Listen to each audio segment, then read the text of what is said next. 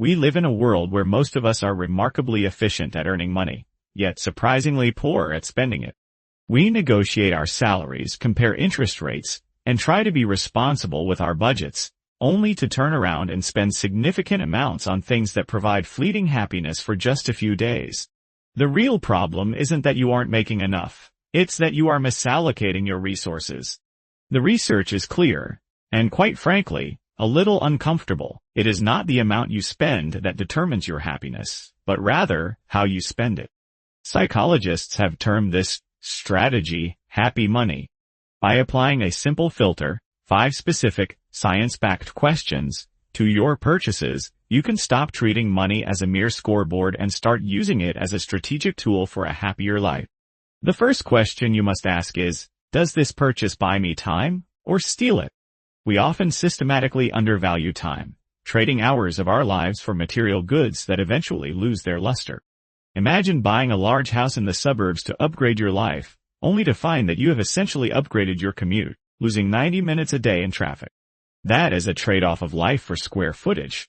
Research from Harvard Business School shows that people who spend money to save time, such as hiring help, shortening a commute, or outsourcing repetitive chores, report significantly higher life satisfaction than those who prioritize material possessions. Before you swipe your card, ask yourself, will this purchase remove friction from my day, or will it quietly add it back? If you use the money to free up an hour, ensure you use that time for genuine restoration, like seeing friends, exercising, or reading, rather than simply filling it with more work. The second question is this a story, or just a thing? Scientific studies across the globe have confirmed that experiences beat possessions every single time. Once your basic needs are met, doing beats having. Trips, concerts, classes, and shared meals become part of your identity and your life story. When you hike a mountain or learn a new skill, you become someone who has achieved that. Material things, however, invite constant comparison and eventually depreciate in value. We adapt to possessions. That new car or gadget quickly becomes the mundane background of your daily routine. Experiences, conversely, invite reflection and often improve in our memories as time goes on. So, ask yourself, 6 months from now, will you be glad you did this, or will the item simply be sitting in a drawer? The third question is, does this bring me closer to other people? We often mistake happiness for an individual pursuit, but it is fundamentally relational. Research shows that spending on others makes us significantly happier than spending on ourselves. This is not just about large-scale charity. It is about taking a friend to dinner, flying to visit a loved one, or funding a project where you can see the direct impact.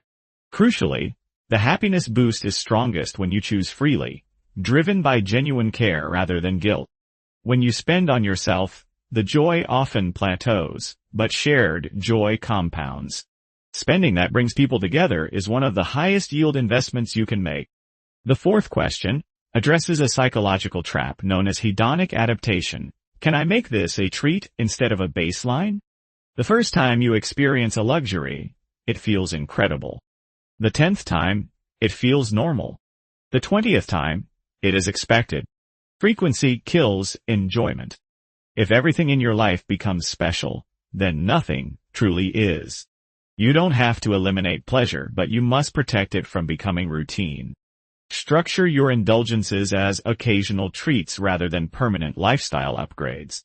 A fancy coffee could be reserved for Fridays. A luxury hotel experience could be an annual event. By maintaining scarcity, you restore the value of the experience. Finally, the most counterintuitive question is, can I pay now and enjoy later? We are conditioned to want immediate gratification, but paying in advance provides a powerful psychological benefit, anticipation. When you pay for a vacation or a concert months in advance, you get to enjoy the expectation of the event. Anticipation is a form of happiness in itself. It allows you to turn one moment of enjoyment into many.